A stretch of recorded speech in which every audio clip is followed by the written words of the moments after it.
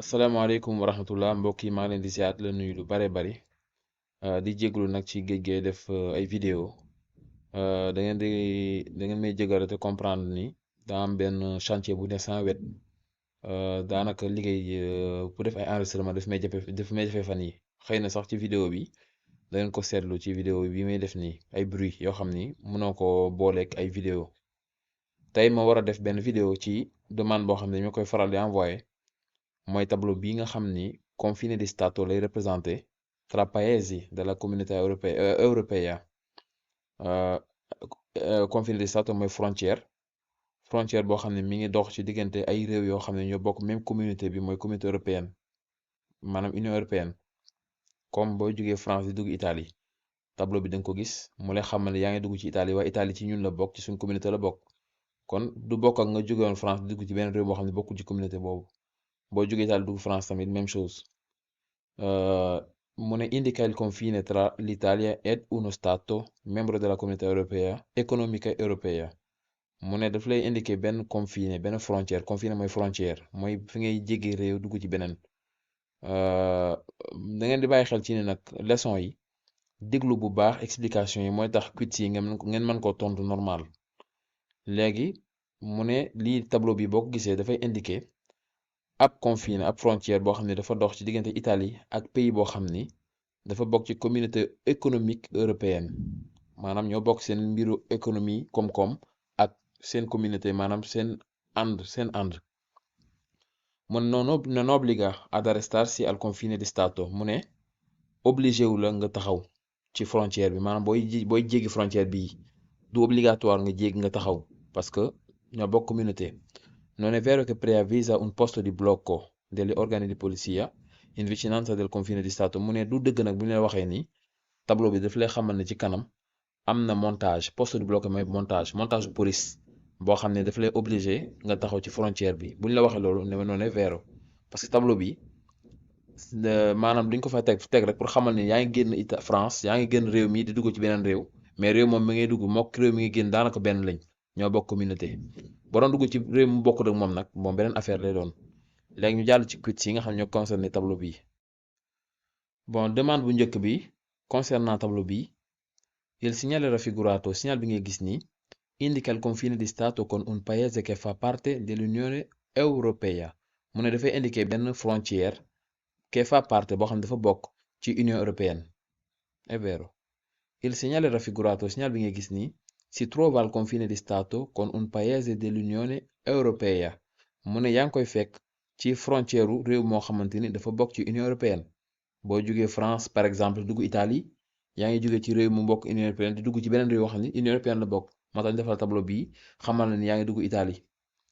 il segnale raffigurato signal bi ngay gis ni indica il confine tra l'Italia ed uno stato membro dell'Unione europea mu ne daf lay indiquer confine mooy frontière boo xam ni tra bu dox ci diggante Italie ak réew moo xam ne dafa bokk ci Union européenne comme nga jóge France dugg Italie misaal boobu laay joxe toujours il segnale raffigurato signal bi ngay gis nii non obbliga ad arrestarsi al confine di stato mu ne obligé wu la nga taxaw ci frontière bi signal bi obligé wu la nga taxaw ci frontière bi ndax daanaka yaa ngi génn ci réew dugg ci réew waaye réew yooyu ñu ànd kon daanaka amul yenn contrôle yi par rapport ak boo jógee woon ci Italie dugg ci réew moo xam ni bokkul Union européenne boobaa da ngay taxaw di def ay contrôle yu metti léegi ñu jàll ci demande falso yi ci tableau bi sempre il segnale raffigurato signal bi nga gis ni preavvisa un posto di blocco degli organi di polizia in vicinanza del confine di stato xam nga jàngoon nañ ko ci leçon bi ci fin bi dafa ne non è vero bu ñu la waxee nii te tableau bi da lay signaler ay poste de blocco maanaam ay montage ay barrage policier ci kanam ci boo ñëwee ci frontière bi loolu non è vero du dëgg signal bi moom signalé wul loolu moom li muy wax mooy yaa ngi jógee ci réew moo xam ni dafa bokk ci Union européenne di dugg ci meneen réew moo xam ne daa bokk ci Union européenne beneen bi dafa wax ni signale raffigurato signal bi ngay gis nii posto dietro al veicolo bu fekkente ne dañ ko monté ci ginnaaw véhicule bi ci ginnaaw oto per indicare la nazione mu ne per indicare la nazione in cui è stato immatricolato mu ne da lay indiquer réew mi nga xamante ni fa la oto bi dëkk maanaam fi ñu ko joxe plaque d'immatriculation mu ne moom la lay indiquer est falso kii comme ni ma ko waxee rek confine di stato rek lay wax mais waxul ci ay oto ak yooyu Il segnale raffigurato, segnal bi ngay gis ni, è posto dietro al veicolo per indicare che può circolare solo in uno stato dell'Europa. Mu ne signal bi boo ko gisee ci ginnaaw oto ñu monté ko ci dalay xamal ni oto boobu mënut a circuler ci feneen fudul pays européen foofu rek la mën a circuler è falso. Il segnale raffigurato signal bi ngay gis ni obbliga ad arrestarsi mu ne daf la obligé nga taxaw alla frontiera confine ci frontière con uno stato dell'Unione Europea mu ne dala obligé nga taxaw ci frontière réew moo xam ne dafa bokk ci Union européenne è falso kii boo ko gisee amul obligation taxaw. Il segnale raffigurato signal bi ngay gis ni preavvisa l'obbligo di arrestarsi per il controllo doganale entrando in Italia mu ne daf lay wax ne danga am obligation taxaw pour contrôle douanier pour douanier mën la contrôler booy dugg Italie è falso. léegi ñu jàll ci beneen tableau boo xam ni nag moom daf lay annoncé ci strada bi ci baree bari duñ bàyyi ba nga ñëw rek ci obstacle bi ñu soog la ko annoncé mais dañ la koy annoncé avant nga mën koo waajal bii nag tableau la boo xam ne daf lay wax ni ci kanam à 1 kilomètre bi nag misaal la rek mënoon naa nekk 2 kilomètres 3 kilomètres 5 kilomètres ça dépend rek mais li exemple la tableau bi day wax ni dans 1 kilomètre da nga ko fekk confine di stato frontière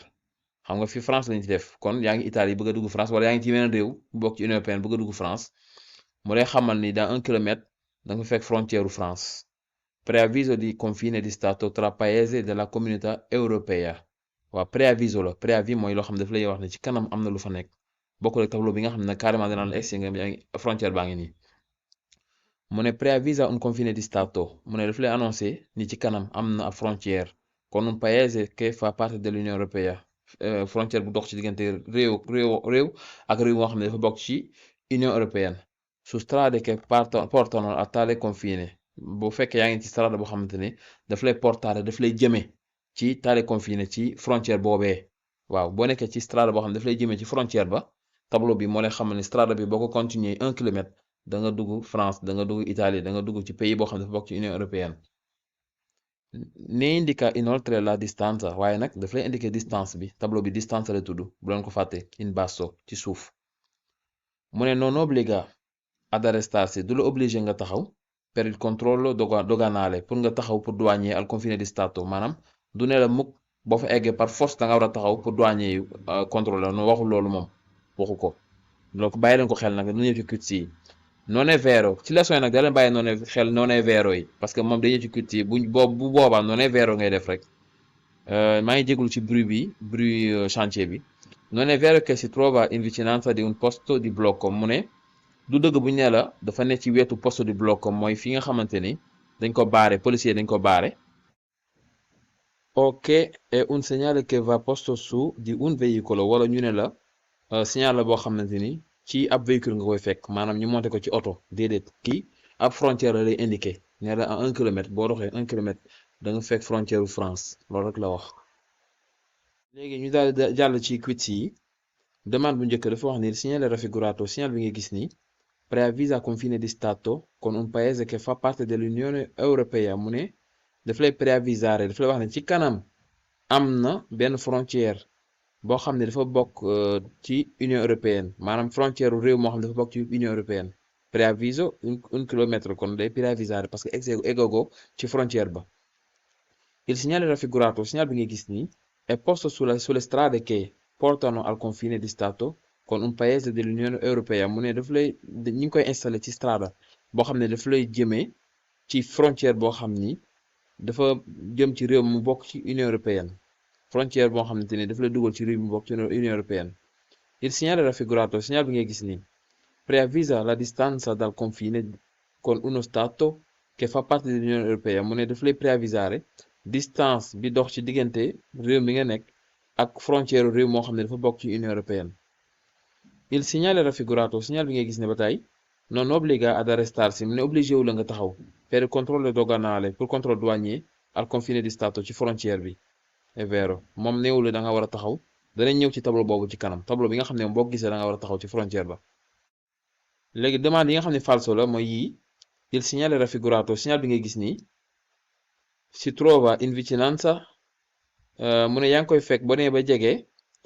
di un posto blocco boo demee ba jege ab posto blocco mais montage rek montage police yi fi ñuy baare pour yow boo ñëwee taxaw mu ne fa nga koy fekk boo demee ba di ko jege è falso. Il segnale raffigurato segnal bi ngay gis nii è posto dietro ai veicoli per indicarne la nazionalità mu ne ñu ngi koy installé ci ginnaaw véhicule yi pour mu indiquer nationalité véhicule bi nga xam ne ci lañ ko indiqué ci lañ ko installé è falso moom ci du nekkul ni ci ginnaaw véhicule lañ koy installé. Il segnale raffigurato segnal bi ngay gis nii è posto dietro al veicolo per indicare che esso appartiene ad un cittadino dell'Unione Europea mu ne ñu ngi koy monté ci ginnaaw oto bi pour xamal la ni pour indiquer la ni véhicule boobu ñu ko monté ci ginnaawam dafa appartenir dafa bokk dafa maanaam boroom ab citoyen européen la maanaam ku bokk ku dëkk ci Union européenne moo ko moom è falso. Il segnale raffigurato segnal bi ngay gis nii preavvisa l'obbligo di arresto alla frontiera mu ne daf lay wax ni da nga am obligation taxaw ci frontière bi con uno stato dell'Unione Europea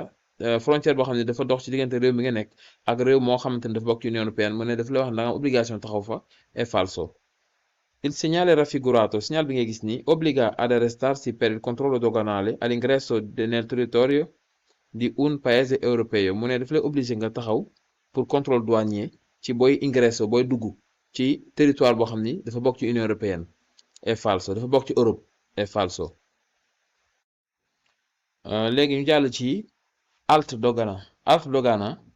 moom ci frontière lay nekk encore mais nag da ngeen di ràññee tableau yi ma njëkk a expliqué yooyu ci indication la bokk bi nag ci obbligo la bokk donte dafa am contre bu rouge nuroog divieto mais obbligo la léegi moom li muy wax mooy un segnale di prescrizione boo ko déggee mooy ñett yi obbligo precedenza wala divieto ñoom ñett ñooy prescrizione comme obbligo la kon ci prescrizione la bokk. Segnala un varco doganale mu ne daf lay signaler ab varco doganale mooy ab barrage douanier foo xam ne douanier lañ fay ne con un paese non facente parte della comunità europea ci diggante réew yoo xam ne bokkuñ maanaam yaa ngi bëgg a dugg bon dafa am barrage montage douanier boo xam ni dalay wax ni yaa ngi bëgg a dugg ci réew moo xam ne bokkul ci Union européenne paese extracomunitario bokkul ci communauté bi kon extracomunitario la ñun lu ñuy woowee ñun sénégalais yi nekk Italie extracomunitario mooy ñi nga xam ne bokkuñ ci communauté européenne. waaw pays yi nga xam ne bokkuñ ci communauté européenne ñoom boo ci dugg tableau bii ngay gis al quale è obbligatorio fermarsi foo xam ne nag obligatoirement da nga war a taxaw mu ne indica quindi che bisogna rallentare daf la indiqué kon ni da nga war a taxaw e fermarsi ba pare nga waaw da nga war a ralentir ba pare taxaw alla dogana ci douane bi anche se non si hanno oggetti o merci da dichiarare même bu fekkente ni sax yoroo objet wala marchandise boo xam ne nga ko war a déclarer waaw maanaam boo jubee tableau bi gis ko war a dugg ci pays boobu boo egsee ci douanier bi da nga war a taxaw même boo déclaré wu dara sax taxawal ba pare bañ lijjanti la nga soog a dem. léegi bu ñëwee ci quiz-am moom dogana mu ne il segnale raffigurato signal bi ngay gis nii prescrive di arrestarsi al varco doganale mu ne daf lay wax ni da nga war a taxaw ci varco doganale bi. varco doganale nag dëgg-dëgg moom signification mooy porte des douanes mooy fi ngay jegee frontière fi ngay jaare ci douanier yi rek saa sooy dugg ci réew moo xam ni daa am ay douanier yu fa nekk da nga gis douanier yi am fu ñu taxaw bu ko defee yow da nga am obligation taxaw ñu lijjanti la nga soog a dem. Il segnale raffigurato signal bi ngay gis nii obbligato ad arrestarsi dafa obligé nga taxaw alla frontiera per il controllo doganale nga taxaw ci frontière bi pour contrôle douanier pour douanier mën la contrôler. Il segnale raffigurato signal bi ngay gis nii indica che bisogna rallentare mu ne day indiqué ne da nga war a ralentir e fermarsi alla dogana ba pare taxaw ci douanier yi waaw da ngay ralentir ba egsi ci ñoom taxaw. Il segnale raffigurato signal bi ngay gis nii segnala un varco doganale daf lay signaler ab porte douanier al quale è obbligatorio fermarsi foo xamante ni yow obligatoirement boo fa egsee da nga war a taxaw è vero. léegi ñu tëjee ko nag demande falso yi nga xam ne moo concerné tableau bi sempre di leen ko fàttali tableau bi ci obbligo yi la bokk donte contour bi dafa rouge comme divieto mais du divieto obbligo la. Il segnale raffigurato signal bi nga gis nii preannuncia la presenza di un commissariato di polizia mu ne daf lay wax ne ci kanam ab commissariat police nga fa è falso kii waxu la ay commissariat police ki douane lay wax nii yaa ngi egsi ci douane bi boo fa eggee da nga war a taxaw. Il segnale raffigurato obbliga a rallentare mu ne signal bi daf lay obligé nga ralentir fermando al varco doganale solo se si hanno oggetti o merci da dichiarare bu ko defee boo ralentiré yaa ngi war a taxaw rek ci porte boobu rek bu fekkente ni da nga am ay objet ay bagage wala marchandise yoo xam ne da nga ko war a déclarer è falso boo yuru woon dara loo déclarer da nga war a taxaw il segnale raffigurato signal bi nga gis ni preannuncia la presenza di un comando stazione carabinieri mu ne daf lay wax ne ci kanam ab commando station carabinieri nga fa ay carabinieri yu ñoo fa monté è falso. Il segnale raffigurato signal bi nga gis ni si trova solo alla frontiera con un paese della comunità europea mu ne fenn dong nga koy fekk mooy frontière ci sa diggante réew moo xam ne dafa bokk ci communauté européenne è falso mu ne foofu rek nga koy fekk è falso. kon mbokk yi ñu yemale fii vidéo bi ba beneen yoon incha allah ngeen commenter rek aimer vidéo yi bu ko defee ñu gën cee bàyyi xel di xam ni yéen a ngi koy suivre jërë ngeen jëf beneen yoon.